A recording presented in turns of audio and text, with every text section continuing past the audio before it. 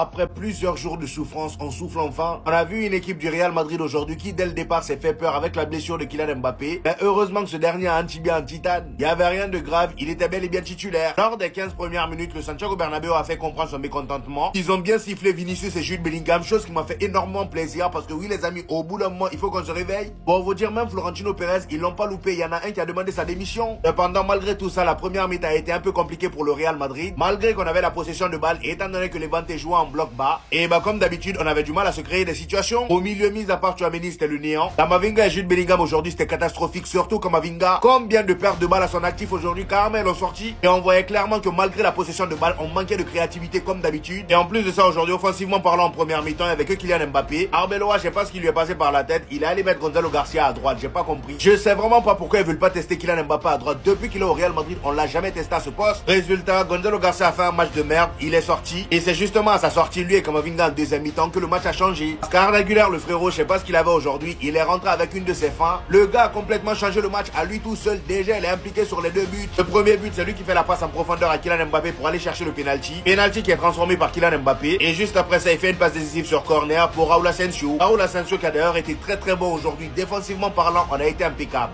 Suite à cette victoire, les amis, on revient à un point du FC Barcelone provisoirement. Le Bernabéu, c'est pas Twitter. Le Bernabéu, c'est pas TikTok. Votre tristesse, les gars, ne nous fait pas plaisir. C'est pas dans cet état à la base qu'on veut vous voir. Mais le Bernabéu, dans son entièreté, aujourd'hui, vous a fait comprendre. Et ce, malgré la victoire dont on va parler. Que vous avez définitivement merdé. Que vous avez causé des problèmes, que vous avez détruit des choses. À aucun moment donné, le stade favoriserait ce genre de comportement plutôt que de vous serrer dans ses bras. Mais vous avez trop oublié que le Real Madrid était le club le plus prestigieux de l'histoire du football. Maintenant Vinicius, maintenant Bellingham, va falloir se réveiller.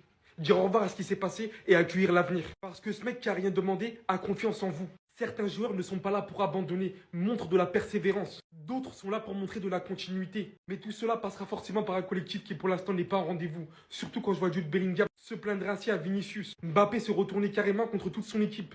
Qu'il se plaint que l'équipe joue mal. Aujourd'hui, il y a encore de nombreuses choses à jouer cette saison. Vous pouvez encore tout reprendre, mais c'est votre volonté. Rendez fier cet homme qui vous a fait tant confiance, dont aujourd'hui, même lui, on réclame son départ. Vous aviez besoin de tout ça pour vous remémorer. Là où vous jouez, vous l'avez oublié.